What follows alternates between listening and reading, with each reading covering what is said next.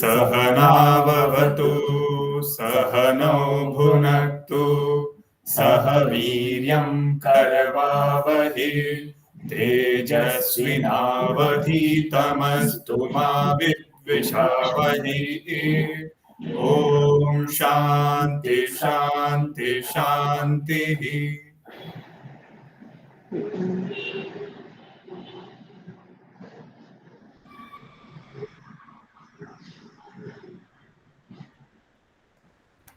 So we are glad to present the talk Understanding Dharma and Managing Dharma Sankata as viewed in Vyasrachit Mahabharata by Ami Ganatra ji. Before I vacate the floor for the speaker, let me introduce her to the audience. Ami Ganatra is an alumnus of Indian Institute of Management, Ahmedabad, and Veermata Jijabai Institute of Technology, Mumbai. She has over 14 years of experience in business strategy and consulting, living across 4 continents and working across a multitude of sectors. In her personal life, she is a devout yoga practitioner and a certified yoga instructor. She is also a student of Sanskrit and Indian knowledge systems. An avid traveler, she loves to explore places and cultures.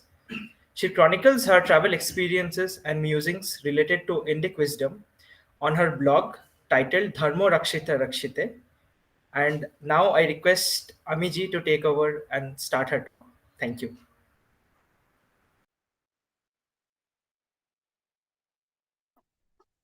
Ma'am, you're on mute. Yeah. Thank you so much, Sayan, Sumanjay ji, Sanchit ji, for having me here.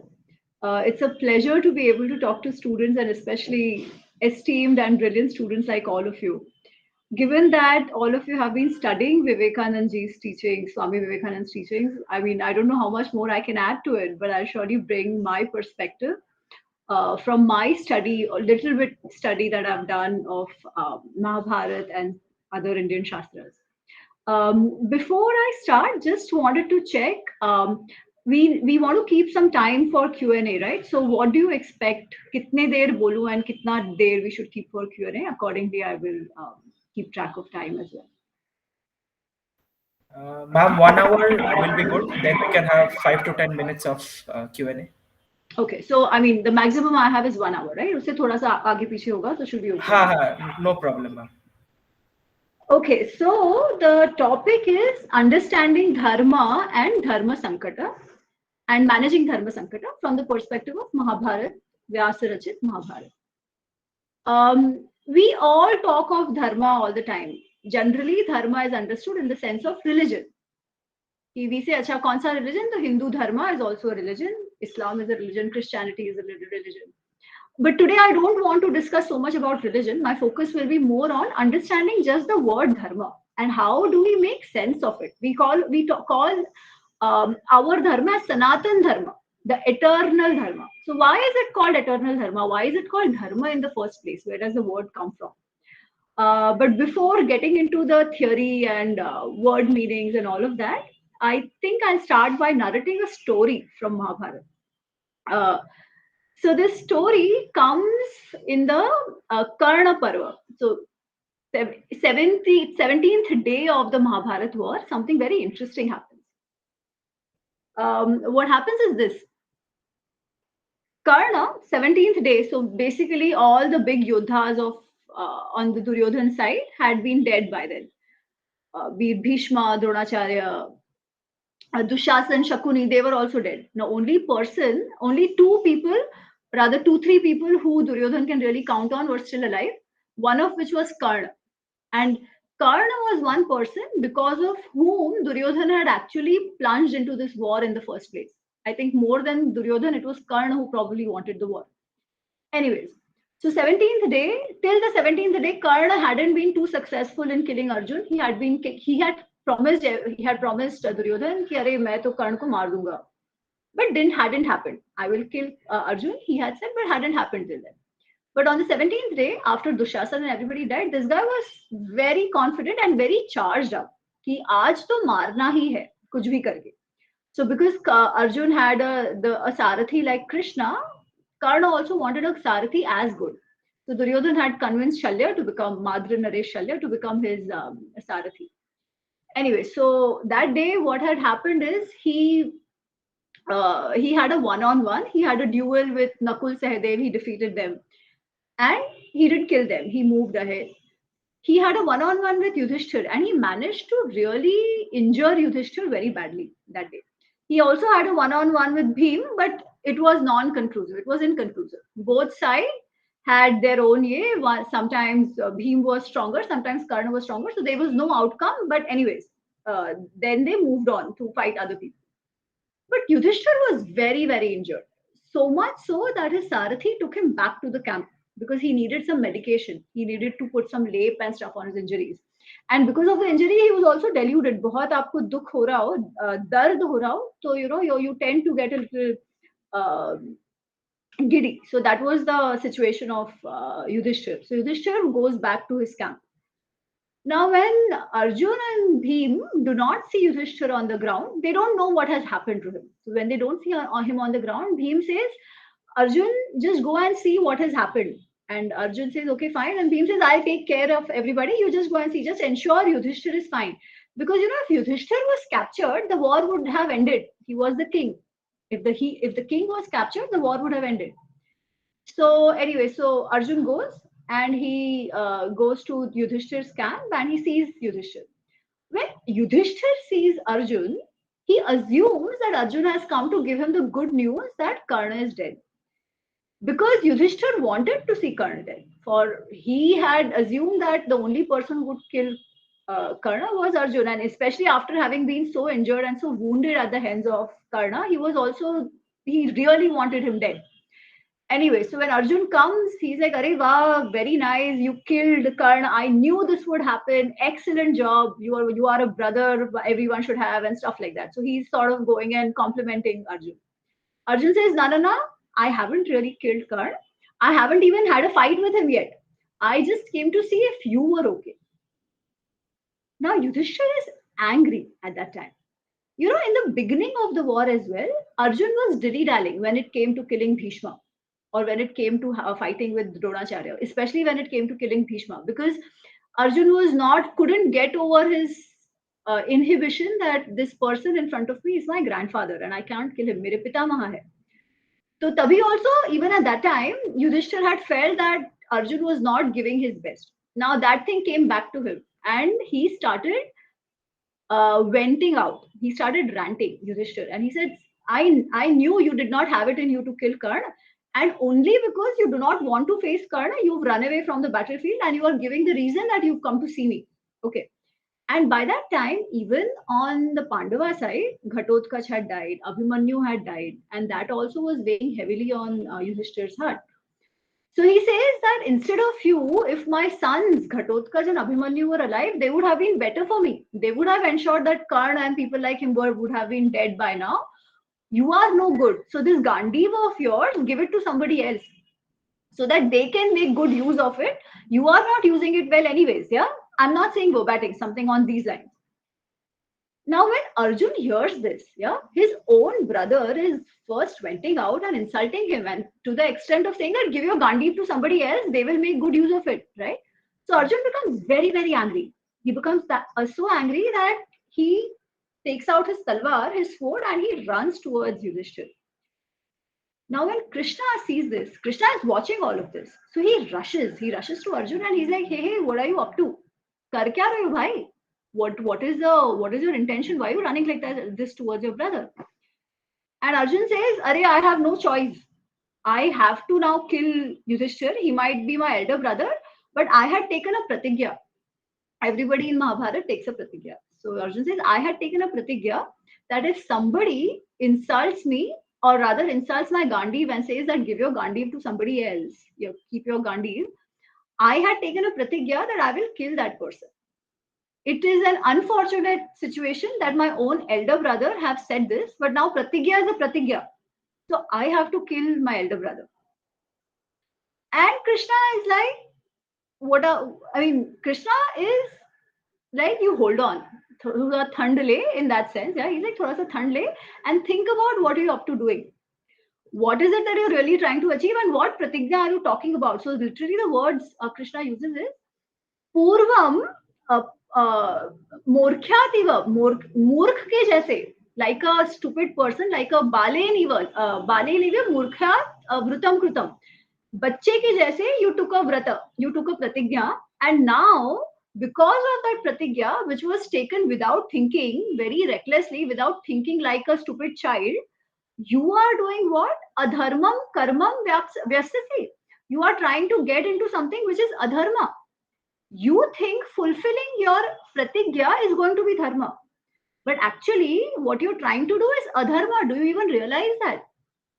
And Arjun is all confused because for a Kshatriya, jaan jaye par vachan na jaye.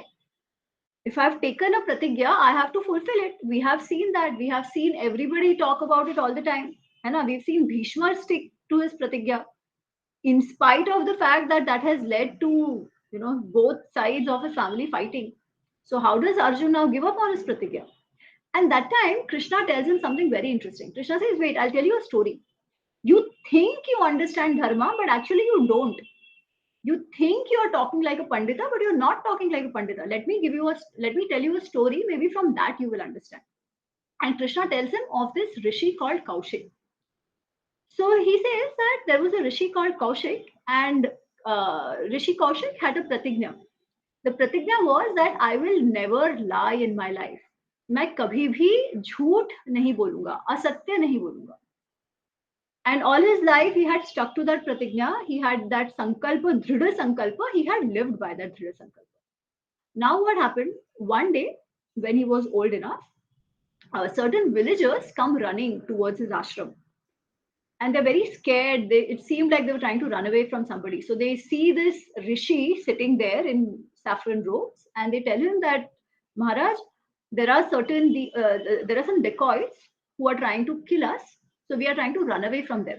So we are going to hide there. So they tell him we are going to hide there in the bushes. You please don't tell the dacoits if they come there. If they come looking for us, please tell them to go somewhere else and save us. And they run away. Okay. After some time, the dacoits come looking for the villagers, as the villagers had already observed. And the dacoits also come to the rishi and they ask him, Ki, Arey, where are these guys? Have you seen some of the villagers running away? Now Kaushik is in a dilemma. Bada sa dharma sankat. He had this dhrida sankalpa, as I said, of never lying ever. All his life he had stuck to it. Now today, like, he was already old enough, he was going to die in some days. How would he break his pratigna? That was the question. So what to do? Should he lie and break his pratigna of all these years? इतने सारे वर्षों के दृढ़ संकल्प पे पानी फेर दे? Or should he stick to his pratigna? Villagers का जो हो वो देखा जाए. What should be done? So he decides, I'll stick to my pratigna because that's the sankalpa I had taken. So I'm going to stick to my pratigna. And he tells the dacoits where the villagers are. So of course the dacoits go, they kill the villagers, and hunky dory, all is fine. Our Kaushik ji has kept his pratigna. After a few years, Kaushik dies. And Kaushik dies and he goes to Yama. So Lord Yama has to take a call on where to send him. So Yama says, send him to Nark. And Kaushik is like, "Arey, aise kaisa ho sakta hai? I have done all I could. I took this one sankalpa of never speaking the truth, of never speaking a lie, to always be established in Satya. Satyam Vada. Shastra says Satyam Vada. I have stuck to Satyam Vada. And today, when the time has come to get me the benefit of my Satya, to get me Swarga because of this, you are sending me to Nark. How is this even fair?"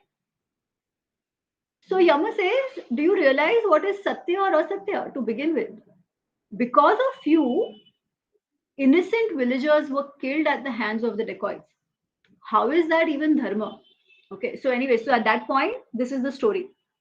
And then Krishna then explains to Arjun, saying that sometimes the dharma that we talk of is very sukshma. Yeah. A person who calls himself Dharmavita, one who understands dharma, what should he do? Satya Anruta Vinishchitya. One who can really understand in a situation what is Satya, what is Anruta, what is true, what is false. In that situation, Only he is a dharmavita. Okay. Now Arjuna is like, iska kya arth? So Krishna then explains more that in some situations, a false that saves the life of people. Yeah, so he gives certain conditions. He says, in a situation where the life of a person is at risk, of an innocent person is at risk, or wherever a person is going to lose everything that he has lived for, if all that is going to happen, in that case, a falsehood is sometimes even better than speaking the truth. And that is dharma. And a person who can understand these differences is actually a dharmavit.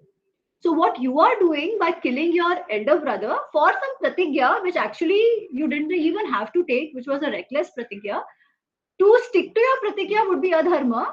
To actually live by, to actually break that pratigya and not take such a reckless act of killing your brother is going to be dharma. So you say what you want to do. And of course, then there is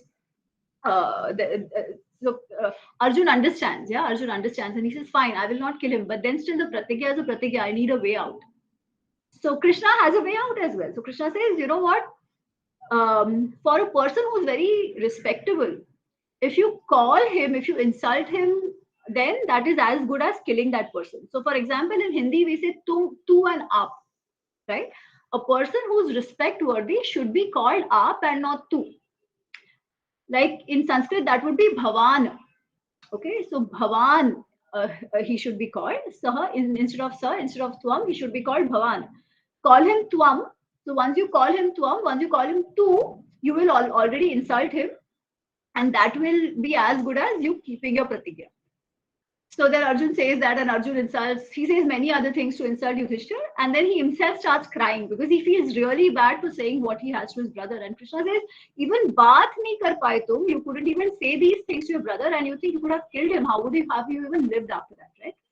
So this is the story. Now this story is very powerful. I absolutely love this story because here we are forced to think about what is dharma, what is adharma. When Krishna says that a dharma vita, one who understands dharma, knows what is satya, what is truth and untruth. Also in a given situation, only he can be a dharmavit. So what is dharma is the question that we come to. Okay. Now before we start even answering this question, we have to understand why dharma and dharma sankata is so important in Mahabharata. So in Mahabharata, every few shlokas you have something written on dharma. Yato dharma tato jayah, dharmo rakshati rakshitah, dharanat dharma iti ahu. Again and again and again, dharma comes. Okay, even the yuddha is called dharma yuddha. It is not called any yuddha. Not every yuddha that has happened in our itihas is called dharma yuddha. But Mahabharata yuddha is called the dharma yuddha. And unless and until we really understand the concept of dharma per se, we will not understand the actions of the people involved. In fact, right in the very beginning, Ugrashrava Sauti, who's narrating the story of Mahabharata to Rishi Shaunak and his students, he says, the story that I'm going to tell you, what is the gist of it? So the gist is that Duryodhan is like a Mahadruma, like a huge tree. Huge tree of what? Manyu Maya. Manyu is anger, wrath, rage. So Duryodhana is such a tree of Manyu Maya Mahadruma. And what makes up for that tree? He says, Skandha Karna. Karna is the Skandha. Shakuni is its Shakha. The fruits and leaves on it is what Dushasan stands for. And the mool of that vruksha is who? Dhritarashtra. So Dhritarashtra has given rise to this tree of rage called Duryodhan, who's standing on the trunk, the skandha, the base of which is actually Karna. Yeah, this is what he says. And he says on the other side, what is Yudhishthir? He says Yudhishthir is a dharmamaya mahadruma. He is a tree that stands on dharma. Okay, who is the skandha? Who is the trunk of it? Arjun. Arjuna skandho. Bhima is its shakha. Madri Sutau, Nakul and Sahadev are its fruits and flowers, are leaves, fruits and flowers. And who's the mool of it? Krishna is the mool of it. Yeah. So this is how the context of Mahabharata is basically set, which is dharma versus manyu, dharma versus adharma. And that is the entire context of Mahabharata. It is all about understanding dharma. And why do we need to understand dharma? Because dharma is a part of everybody's life. We are always faced with dharma sankata, in what we call in English ethical dilemma. Yeah. So having set this up, I will move into the more theory of what dharma is. Once we understand dharma, we will understand what dharma sankata is. Okay. So dharma. Dharma, the root word is dhru. In Sanskrit, it's always the root word that we have. So the root word is dhru. The dhatu of dharma is dhru. Which are the other words which come from dhru? It's dharati, dharana, dhairya. They all come from dhru. Yeah. If you see, the meaning of all these terms is sort of similar. It means something that upholds. What does the dharti do? The dharti upholds us. It gives us that base on which we survive, thrive. We live, survive, and thrive. Right? So dharma is also that. A very small definition of dharma says dharayati iti dharma. That which upholds and that which sustains is dharma. Sustains what? Life. Sustains what? Samaj. Sustains what? All of us. That is dharma. Yeah. Now, when Krishna is telling this story to Arjun, he actually explains dharma. And what does he say? He says, Dharanat dharma iti yahu, dharmo dharayati praja. Yah syat dharana sayuktam, saha dharma iti nishchaya. So what does he say? Dharanat dharma iti yahu, because it upholds, because it sustains, because it holds and helps us live, survive, and thrive. That is why it is called dharma, because it comes from dharana. Because it dharanat dharma iti yahu, from dharan, it is called dharma. Dharmo dharayati praja. It is because of dharma that life sustains. Yah syat dharana sayuktam. Only that which leads to sustainability, that is dharma. We think sustainability is a new concept, is a new principle. Not at all. Our ancestors had sustainability at the root of our living or of our society. The sustainability principle. So in a sense, dharma is the sustainability principle. Krishna has one more line there. Krishna says, Prabhavarthaya bhutanam dharma pravachanam kutam. Prabhavarthaya. Prabhav is progress. Prabhav is growth. Prabhav is thriving. Achieving your full potential. That is prabhava. Achieving your full potential is for the progress, that which leads to your progress. What kind of progress? Every kind. Maslow's hierarchy, we talk about different levels, right? Roti kapda makan se shuruaat hoti hai. So roti kapda makan hoga, that is not enough. Then what do we want? We want status, we want respect. That is also not enough. Eventually it leads to adhyatma, to spirituality, to evolution of our sense of purpose itself, right? So that dharma is that which is meant for this progress of humanity, of the society. Yah syat prabhava sayuktam. Only that which leads to this kind of progress, saha dharma iti nishchaya. Only that is dharma. Now, how do you make sense of it? ये तो समझ आ गया, overarching principle. इसका अर्थ क्या? ठीक है? That is the question we are left with. Here's the thing. It is not as if only we, human society, has dharma. What we call as natural laws, which are also called rhythm in a way, but natural laws are the earth revolves around the sun. Earth revolves at a certain distance around the sun. If that distance changes, if that speed changes, nothing will survive, thrive. Srushti ka vinash ho jayega, right? If the temperature of the sun becomes low or high, Srushti ka vinash ho jayega. So in that sense, everything around lives by a certain principle of dharma. When all of them are performing their function as they're supposed to be, only then life can thrive on earth, right? Now, if this is how it is, if it is all set, then what is dharma sankata to begin with, right? What is this dharma sankata that we talk of? See, now what happens is, if we look at animals, if we look at trees, right? They come to life in a certain way they fulfill all that they are meant to fulfill as the purpose of their coming to life. A tree will give us fruits, shade, whatever. Animals live their life the way they have to be, and they are dead and they move on, right? Now, human beings have been given with something what is called buddhi, buddhi man, ahang antahkarna. Yeah. Now, when you have that, it gives you free will. When you have free will, you have to make a choice. That's where the dharma sankata comes. Yeah. But even before that, let's understand what is dharma in the human context. Say you are a part of an organization. You're a part of a family. That is also an organization. You're part of an office. That is also an organization. To be able to successfully run that organization, there have to be certain laws, rules, regulations that are to be put in place. Yeah.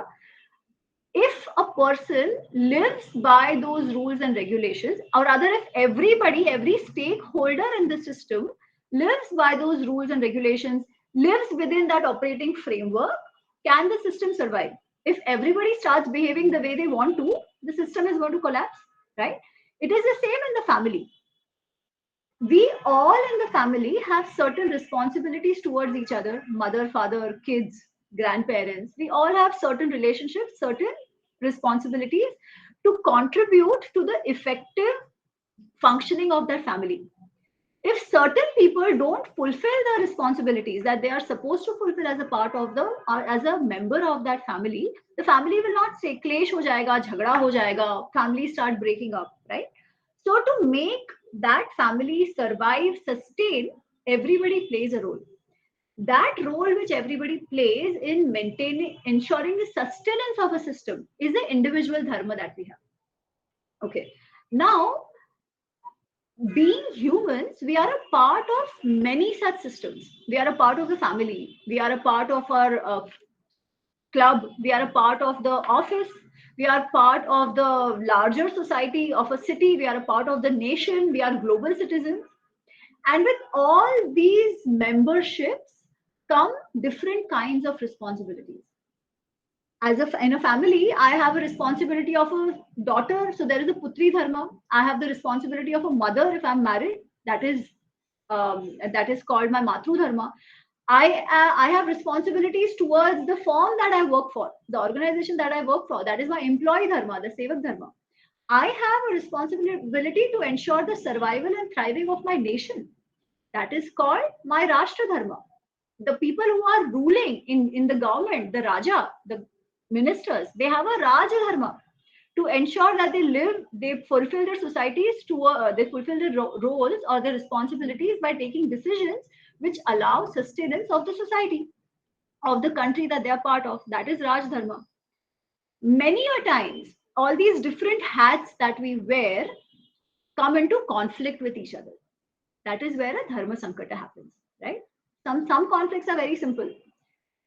I am a mother and I work for an organization. I have a very big meeting coming up and my daughter is not well. What do? My Matru Dharma comes in conflict with my Sevak Dharma, my employee Dharma. What am I supposed to do at that time? Right? How do I decide? This is a very small aspect of Dharma. Exactly this is what Arjuna has gone through in the Kurukshetra war. One is his Kshatriya Dharma, his warrior Dharma, which makes him fight for what is right, makes him fight for justice. They must do it, right? As a Kshatriya, as a warrior, it is his responsibility to fight. Why? Because if he lets injustice thrive, system will collapse. Again, coming to that, certain behaviors and certain attitudes that we have, they promote dharma. That is why they are called virtues. That is why we say satyam vada, speak the truth. We say asteya, don't steal what is others. Yeah, be happy in what you have. Ahimsa, non-violence. Don't start becoming violent, killing each other. Because if everybody behaves the way they want to, there will be no sustenance, right? If people are always lying, what are you going to trust? The system, what will be the system be based on? Right? Nobody will trust anybody, collapse. So there are certain of these principles which are told to us as Samanya Dharma, which we must follow for a system to survive. Of course, in that Krishna is saying, what he's saying is also that don't become so rigid that you miss out on the context sensitive nature. even in that, be very careful. There are certain situations where even speaking satya can be a problem. So dharma, that is why, becomes even more nuanced, has to be a little more nuanced. Yeah. So that is what he's saying. But we'll come back to this point. Anyways, so when a person is faced with dharma sankata, as I said, Arjun is faced with that dharma sankata. Should he be a warrior, or should he has a responsibility towards his kutumba to ensure the kutumba survives? Here the fight is between the kutumba. So he survived. He is conflicted कि मैं क्या करूं? मैं अपना परिवार धर्म निभाऊं या मैं मेरा क्षत्रिय धर्म निभाऊं? That is the confusion he has. That is also a confusion with Dhritarashtra has at some point, where he is confused about whether he should fulfill his pitru dharma towards Duryodhana and give him all that he wants, or should he behave like a king and fulfill his Raj dharma? That is also the conflict which Bhishma is faced with. On one end, he is the Pitamaha, the patriarch of the family. Should he behave like a kutu? Should he first give importance to his Kutumba dharma, or should he fulfill his Sevak dharma, which he has tied himself to, through which he has tied himself to the Hastinapur throne? Hastinapur ke sevak ka dharma ko nibhaye and go ahead with all decisions that are taken by Dhritarashtra, or should he be the or should he act like the Pitamaha of the family and fulfill his Kutumba dharma? He is also conflicted. This is also a conflict which Karna faces when he has to give away his Kavach Kundal. Of course, he is not thinking on those lines. But there also, is he fulfilling his own, the pratigya that as Arjun was faced with, right? Should I fulfill my pratigya, which is actually, if you think of it, coming from a place of ahankar, right? There is no basis for it. Same for Karna. I need to be called Danavira. I should be the greatest, I should be the person who should be known for my charity. So that is coming from a sense of ahankar, that's coming from a sense of ego. Versus, should he fulfill his mitra dharma? He calls himself to be a very loyal mitra, right? He is the one who has pushed Duryodhana into fighting this war. And when it has come to this choosing between mitra dharma and ahankar, he chooses what is ahankar. Happens again with Karna, where before the Mahabharata war, he is sort of insulted by Bhishma. He thinks he's insulted by Bhishma. There again, should he go for his ahankar, or should he fulfill his mitra dharma and fight the war? What does he do? He sticks to his ahankar and says, no, as long as Bhishma is alive, I will not fight. He sits out of the war which he wanted for 10 days. So again, instead of choosing mitra dharma, he's chosen aham dharma. Bhishma is tied to his sevak dharma. See, that sevak dharma has become a pivot of his life, right? Everybody is behaving from certain pivots. What is Krishna saying? Krishna is saying, don't be attached to even those pivots. This story that we took of Arjun and Yudhishthir, the pratigya, and Krishna telling him the story of Kaushiki. What is that? Even don't stick to your pivot. Jaise for Kaushik, it was the speaking truth. Kuch bhi ho jaye. Duniya ka upar se niche ho jaye. I will stick to the truth. No, he says, whatever you do from the sustenance principle. That which is going to sustain the system that you are a part of. That should be your way to solve the dharma sankats, because dharma sankats will come when you're member of these different systems. Dharma sankat is going to come. How do you resolve, right? Now for this, what Krishna is saying, that go with dharma, there is another thing which Vidur has said. That is also important. So Vidur has this thing where he is explaining to Dhritarashtra as how Dhritarashtra should be behaving. At that time, he had said that you give up on Duryodhana. Don't be so blinded in your love for your son and destroy everything that you have here, your kingdom, your parivar, your everything. So he says, Tyajet ekam kulasyarthe, gramasyarthe kulam tajet. For your kul, for your kutumba, if you have to give up one son, give up, you have 99 other sons. Save your kutumba. आपका कुटुंब रहेगा तो और बच्चे आ जाएंगे, right? But the kutumb has to survive. That system takes precedence over your individual family system. Then he says,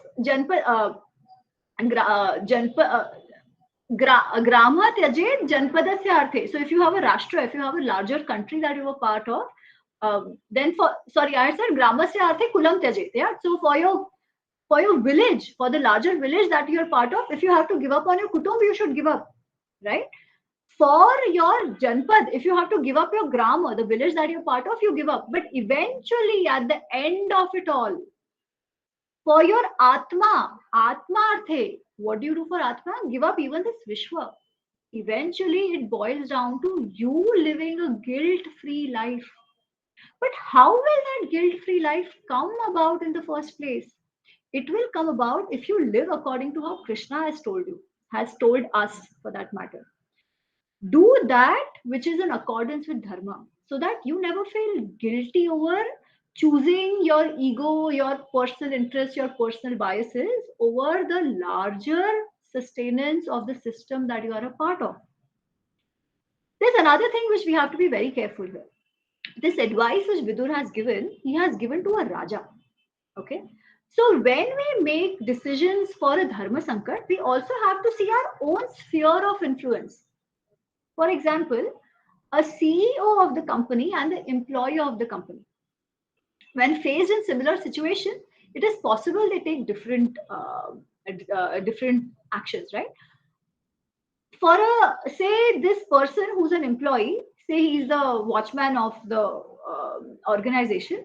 If his son is unwell, there is nobody else to take care of that son. So he should first focus on his family dharma, maybe, and get somebody else to substitute for himself. There is a substitutability, right?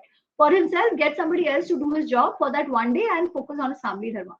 But for a CEO, everything and anything that he does will have an impact of the entire organization. The entire organization depends on the action of the CEO, right?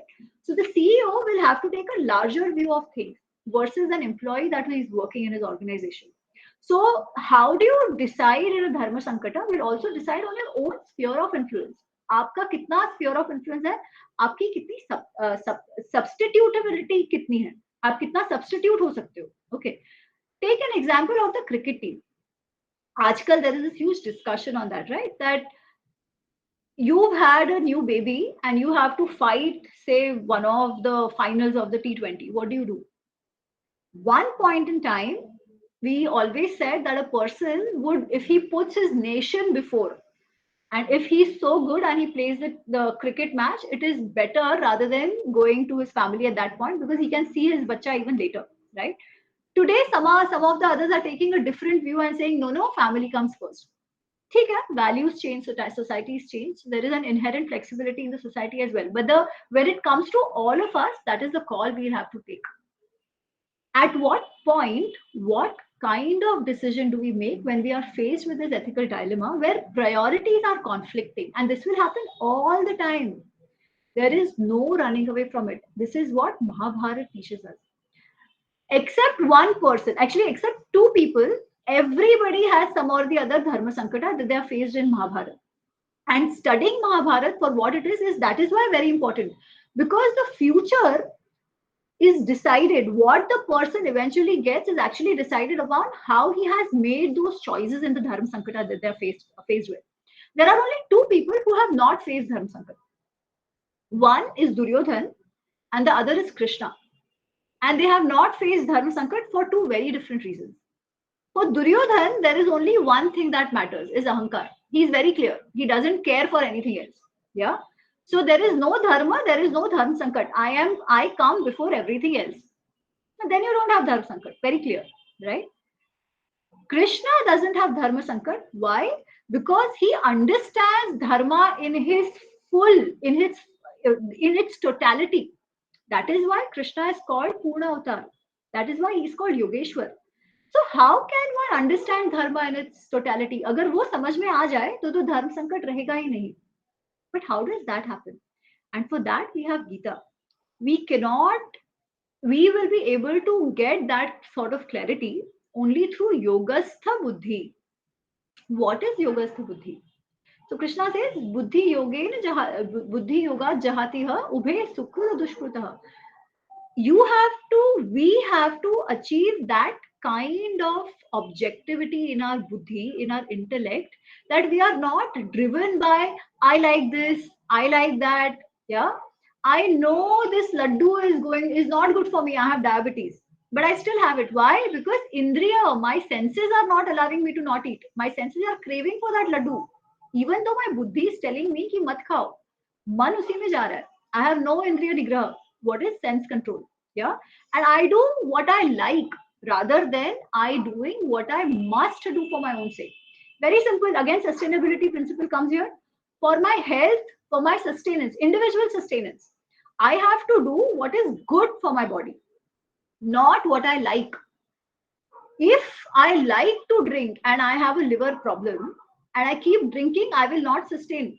Simple. For that, I will have to control my desire, my senses, my likings and dislikings, and do what I must do for my body. Very simple. Stretch it to everything else that you do. More often than not, we are driven by, अरे मैं तो ऐसा ही हूँ, कुछ भी हो जाए, अपन तो ऐसा ही है. We say that, right? My way or highway? Arey, how do you know your way is right in the first place? No. Where is that coming from? I like this, I like that, I don't like this, I don't like that. मुझे भाजी पसंद नहीं है. I will not eat. Although bhaji is good for me, but I will not eat. Why? Because मुझे पसंद नहीं है ना. No control over what my mind wants. No control, or rather, my mind is riding my intellect rather than the other way around. Yeah, this whole thing, the Krishna being the Sarathi in Mahabharata, Krishna being the Sarathi of Arjuna is very, very symbolic in that sense. What is that supposed to mean? That Rath that we see, right? So Rath, it is called Ratha. Rath is our body. The horses are our indriyas, our sense organs. My taste, my sight, my hearing, my touch, whatever I like, I just want. I take every decision based on what I like, right? मुझे दिखने में अच्छा लगता है, I want it. मुझे खाने में अच्छा लगता है, I want that. I love the feel of it, I want it, right? Lust, काम, क्रोध, लोभ, मोह. That is where I take all my decisions from. So those are the horses. They run wherever they want to. Yeah. The mind can actually control it. Mind is that rein through which it can be controlled. But what happens? More often than not, the senses are driving the mind. When do the senses drive? When do the senses drive the mind? When do they pull the reins? When the buddhi is not holding the reins tightly. So the buddhi is Krishna, who is actually supposed to hold the reins of my mind. Yeah. Only then my horses, my body will go in the direction that it must go, so to as to sustain myself. Same thing applies for the society. Same thing applies for the system that I'm a part of. So to be able to take decisions which can not confuse me from a point of dharma, I need yogastha buddhi. How can yogastha buddhi come? Through indriya nigraha, some sort of discipline. Very simply put, it is discipline. Discipline of controlling our mind, disciplining our mind, the monkey mind that we say. Yeah, that will lead to more objectivity in decision making. That will help us with the dharma sankata. This is very simply the message of Mahabharata itself. And that is why also reading Mahabharata for what it is important. Not just the narratives that we are told of Mahabharata. I think what happens aajkal is people have written a lot on Mahabharata from their own perspective. They'll say Draupadi ko liya, Draupadi ke against, mujhe Draupadi ka kya lagta hai? I'll weave a story around it. And we think this is all in Mahabharata. No. There is this whole thing going on about glorification of Karna. And we are made to think that अरे बेचारे के साथ कितना गलत हुआ. धर्म इतिहास में गलत सही नहीं होता है. आपके साथ वही होता है जो आप डिजर्व करते हो based on your own actions.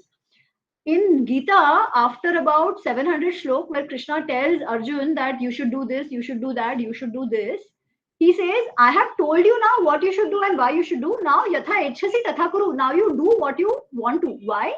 Because the karma and the karma phala is for you to manage. Whatever you do, eventually you will have to bear with it. So if we think Karna ke saath kuch unfair hua hai, that means he must have done something to deserve that. That is the clarity which Mahabharata gives us when we read Mahabharata for what it is and not narratives around Mahabharata. So I think I'll stop here. We'll give some more time for questions. Maybe that can clear some of these concepts. But I hope there is some food for thought for all of you who are here in terms of what is dharma, what is dharma sankata, and why Mahabharata is important. So over to you guys. Whatever questions you have, just throw them my way.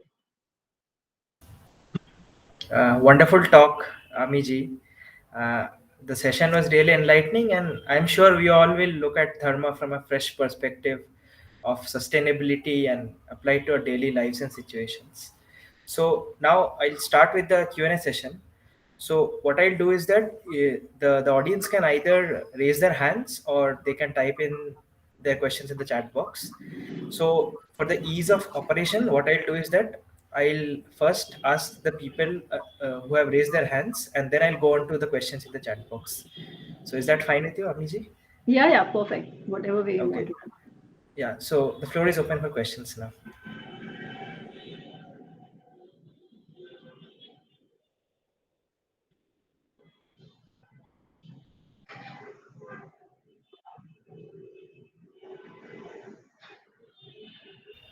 Yeah, I see a hand from Mayur. Yeah, please go ahead. Hi, I have a question. Like, sometime in a life, uh, if we want something but we are not getting the things, and we are getting disappointed because of that. We are giving, like, doing a lot of effort for that thing, but we are not getting the things. So in that situation, like, how should we react and how should we do things? That is a question. Yeah. Thank you. That's a beautiful question, Mayur. So what does Gita tell us? Gita tells us karmanneva adhikaraste ma phadeshu kadachana ma karma phal heturбhurma te sango atsa akarmani. Karmaneva adhikaraste ma phaleshu kadachana. A lot of times this is translated as you have the right over uh, karma, you don't have right over the outcome. Actually, what it means is that you can control your action, you cannot control what the outcome of that is, right? But when you can't control your outcome, why will you act in the first place? What is the point of it, right? So Krishna only explains this. So your answer, Mayur, I'll come from where Krishna is coming. Okay. So in the 18th chapter, Krishna says, Siddhi or Asiddhi, the success or lack of it, if you may, depends on 5 things. Okay, which are these 5 things? He says Adhishthana. So first I'll tell you what those 5 things are. Adhishthana, Akarta, Karanam, Pruthak Vidha Cheshtha, and 5th is Daivat. Okay. Adhishthana is the surrounding, the situation. So for example, if you're making a bridge, ensuring that the season chosen when the bridge is to be made is right, ensuring that the location chosen, the geography chosen, the region chosen, vagara, vagara, all that is right. That's the substratum on which the project will happen. That is Adhishthana. Karta, people who are doing it, the right kind of contractor who has right kind of experience, yeah, right kind of engineers are employed. So people who are doing it, are they good enough? Do they have the right skill set to be able to do that project? Then it is Karanam. So what kind of resources are being used? Are we using the right kind of cement? Are we using the right kind of mud? Are we using the right kind of metals that we need to use to be able to make that bridge? वो सब सही है कि नहीं? That is important. 4th, Prithak Vidha Cheshtha, which are processes. Are the processes being followed the way they must be followed? Are we doing things as they should be followed? ऐसा नहीं कि कहीं से कुछ भी कर दिया. There has to be a plan, right? Is that being followed properly? These 4 are in our control. Whoever is doing an action, these 4 are in their control. Okay. But beyond that, this is one more. There is one more factor of what is called Daivat. Okay. This Daivat is not in our control. However, Daivat can come only and only after the first 4 factors are fulfilled. If the first 4 factors are done to its best, because Krishna also says, Yogaha karmasu kaushalam. Achieving excellence in what we do is also yoga, right? And that can come also through very focused buddhi. So achieving excellence in what you do through these 4 parameters is extremely important for success or failure of a task. However, there is one more factor of Daivat involved. This you cannot control. But does the outcome really mean good or bad success or failure? You never know, right? And that is why at some point, if you've tried everything, sab kuch ho gaya hai, then you say, chal theek hai. I have given my best. I have no regrets anymore that अरे ये कर लेता तो ठीक है, वो कर लेता ठीक है. I have given my best. अब बाकी कृष्ण पर छोड़ो. Krishna will manage. or whoever you have faith in, right? Because there is this one factor, what in mathematics we call probability. That probability is always going to be there. You call it Daivat, you call it Bhagwan, you call it whatever. Something that you have no control of. But again, success or failure is a very short-term thing. And I will just share one more story, which is a Chinese story. I really like this story. So there's a Chinese farmer who buys a new horse. अच्छा सा अरबी घोड़ा लेकर आए हैं. And the neighbors come to see that horse and they say, "Arey, wow, you are so lucky. This is a beautiful horse that you've bought. Such a lucky man, such a happy situation." And the farmer is like, "Yeah, okay, we'll see. Jo hai, theek hai." And they're like, "Arey, he's not even excited. He's gotten something so good, but theek hai, whatever." Acha, after some days, the son of the farmer, he's also very excited because of this new horse. So he goes, takes the horse everywhere. He's always, riding the horse. Once he gets very adventurous riding the horse and he falls off and he fractures his leg. So again, the neighbors come and they're like, "Arey, बाप रे, बेचारा घोड़ा के कारण अब इसका पाँव टूट गया. ये तो कितनी बुरी चीज हो गई. This is such a sad situation. बेचारा लड़का, he can't even move now." And the farmer says, "ठीक है, जो है ठीक है. We'll see." अच्छा, now again those guys are like, he doesn't even care. उसके बच्चे का पाँव तोड़ गया, अजीब इंसान है. खैर जो भी.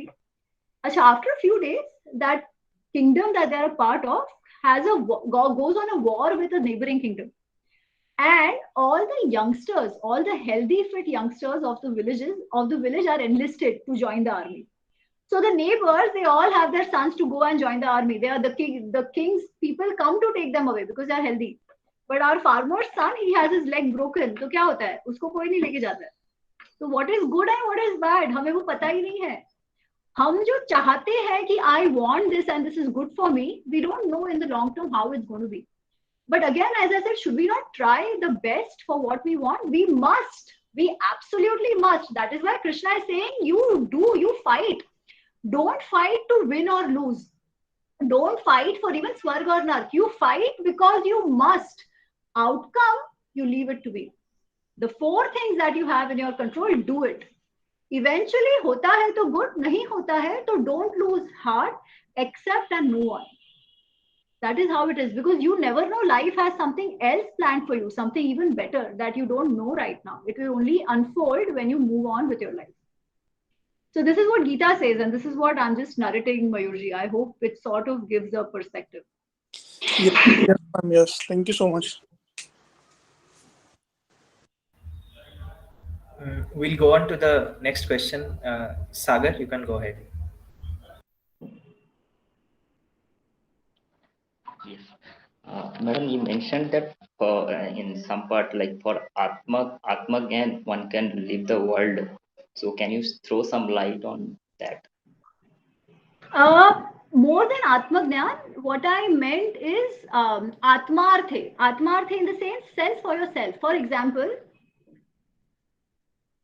see, sometimes you have to do something which the society thinks is not good. Yeah. But you do that for the sake of having no guilt in your heart. For example, let's take the example from Ramayana. Let's take this thing from Ramayana. Vibhishan. Okay. What Vibhishan did, in a way, if you look at it from the perspective of his own people, he was a traitor. Right? वैसे देखा जाए तो. What does he do? He basically gives up his entire Rashtra and joins Ram. Is it a good thing or a bad thing? But what does Vibhishan say? Vibhishan had asked Brahmaji this Vardhan. He says, whatever be the situation, let my mind never go astray from dharma. Let it never go astray from that which is right. Which means having to do things which might otherwise cast you as a criminal, cast you as a traitor in your own community, which Vibhishan did. But even doing that was for his own Atma, for the sake of ensuring the Atma is not at guilt and it has done what it must do. Because we can fool everybody. We can even fool our buddhi. We rationalize. हम करेंगे जो हमको करना है, परंतु हम rationalize कर देंगे उसको कि अरे मैंने तो इस कारण से किया. But when you leave it to your Atma, the Atma knows exactly why we have done and what we have done. हम अपने आत्मा को खेल नहीं खिला सकते. So that is what it means. That sometimes you might have to take a step which is considered as terrible from where you come. But if that leads to sustenance, to setting the right precedent, you must still do that. So give up everything if it is going to ensure your Atma is at risk, is at Shanti. Because eventually when it comes to death, all these things will come back to you. So if you have lived a life which is guilt-free, you will always be in peace. This is what basically is the purport of the thing. Ki Atma Arthe, give up everything. Thank you.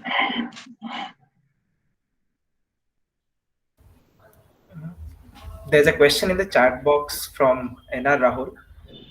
So Rahul is asking, which books would you recommend reading for the Mahabharata and the Gita? Oh, I like Mayurji's answer. So, yeah, please, if you can pick up Mahabharata Unraveled, that's the book I wrote because I've tried to bring out the essence of Vyasji's Mahabharata. That apart, if you have time, I would say, and you read Hindi, Gujarati, any of these, then I would say read Gita Press ka Mahabharata. If you have time, definitely go for the original Mahabharata. I think Gita Press version is pretty good. I have also heard that Vivek Debroyji's translation is good. There are some words which I may not exactly agree with, but I think it's a good translation overall. There is a free version available of K.M. Ganguly ji. That is available online on Sacred Text. Even that is good.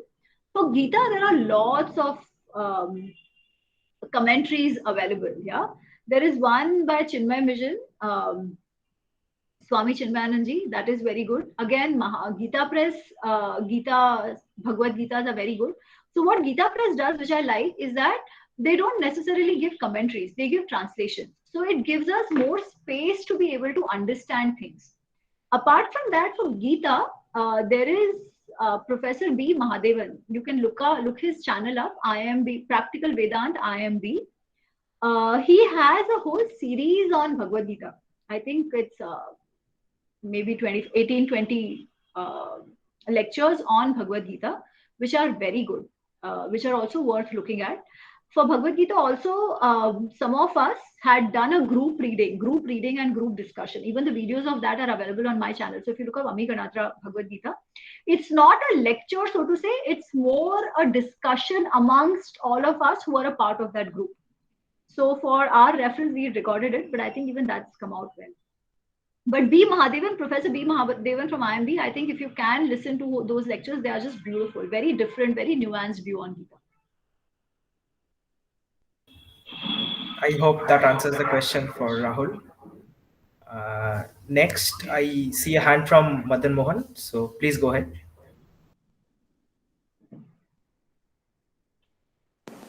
Hello, ma'am. Namaste. Namaste. So the thing is, you explained us about the ahankar and the path that you need to choose, and how you explained about Duryodhan. And also, I think in our lives, probably we also kind of face these kind of situations, where we also, there is something in us which, people, they tell us that first only when you survive or when you exist, then you can basically take care of the rest of the things around, So first, your dharma first is towards yourself. But at the same time, it might also very much, if you look at it, can translate to ahankar. So Yeah. where do we draw the line and how do we? So Madanji, actually, this is a fantastic question, and I would say one knows. As Krishna said, right? If a situation has come, when I was explaining the initial story, he says in some situations, speaking asatya is actually as good as satya. And which are those situations? In a situation where an innocent is being killed or your own life is in danger. For sure, do what you must to first preserve yourself. Just even flight mein bolte hai na, before helping others, help yourself. If you will be alive, you will be able to help others, for sure. Yeah. But in situations where I said of ahankar, let's take this example of Arjun, no? I will kill if somebody tells me to put my Gandiv down. What is this? Is this self-preservation at all? It is pure ahankar. I want to be called Danveer. if it means doing something which is against my friend after having pushed him into a war, what is that? That is ahankar, right? But if it is a situation where my life is in danger and I'm trying to protect myself, that is different. That is self-preservation, right? So that it's actually, actually it's not going to be that difficult for us to figure out. Sometimes we think we are doing something for self-preservation, but why is that? Because we confuse what I like versus what I need. So our likings, our desires, we try to rationalize them as something we can't live without, and self-preservation. More often than not, that's not the case. And if we just think very unbiasedly, objectively, then that will be very clear. Actually, talking about unbiased, right?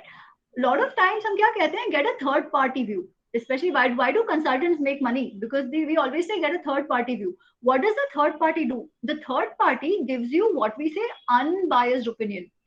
Why do they give unbiased opinion? Because they are not attached to the situation. They don't have I like this, I like that. ये नहीं होता है. So they come in with objectivity. Krishna is saying build that objectivity in your own mind. How? Samatvam yoga uchyate. Samatvam of what? Samatvam of siddhi asiddhi, success failure. Samatvam of joy, sukha dukkha. Sukha dukkha samokutva. Even not कि सिर्फ दुख में दुखी मत हो, नहीं, सुख में भी, सुख को भी बैलेंस्ड ऑब्जेक्टिवली देखो, सुख को भी, दुख को भी ऑब्जेक्टिवली देखो, तभी we will reach a stage of this unbiased objective बुद्धि. And that time we will know. Actually वहां तक नहीं पहुंचे ना तो भी इनहेरेंटली वी नो कि हम अपने आप को रैशनलाइज कर रहे हैं, या इज इट कमिंग फ्रॉम अहंकार और actually for self preservation. Does that sort of give a perspective, Madan ji? Yes.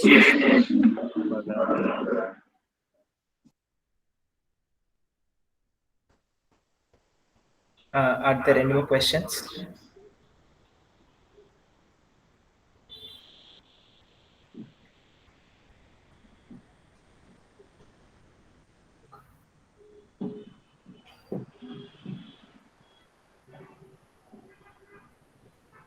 Okay, it seems that there are no more questions. So we thank you, Amiji, for taking out your time and talking to us, giving us insights on Dharma. I also want to thank you on behalf of VSC. Now, those who are willing to VSC can type in your email address so that we can have a note of it. And also, Amiji, SC Rekhi is asking if we can have your email address for correspondence. Sure. I'll type it. Yeah, sure.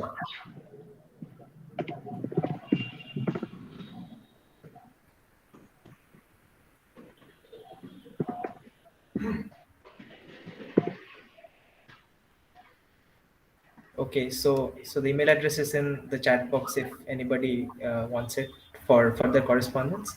So I would like to thank you again, and before we end the session, we again invite Sanchit to chant the Shanti Mantra.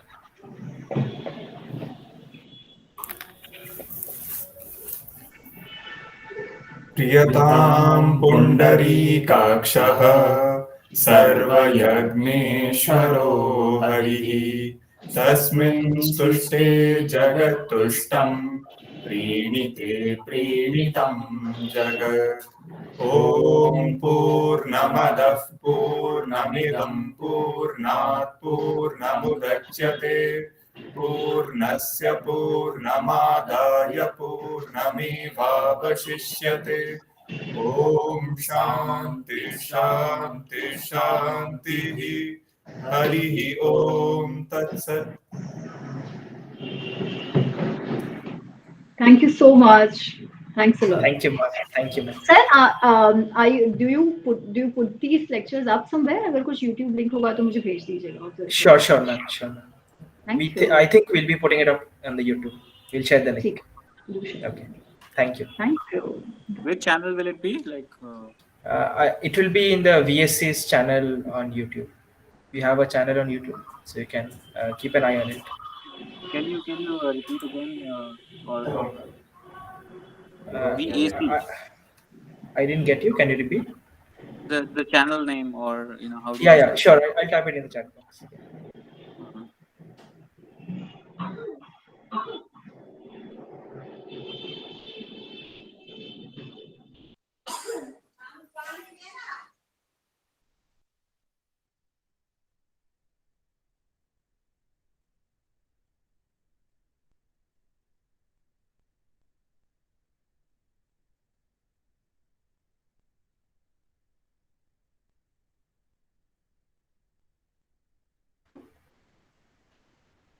Yeah, the link is in the chat box in case anybody wants to.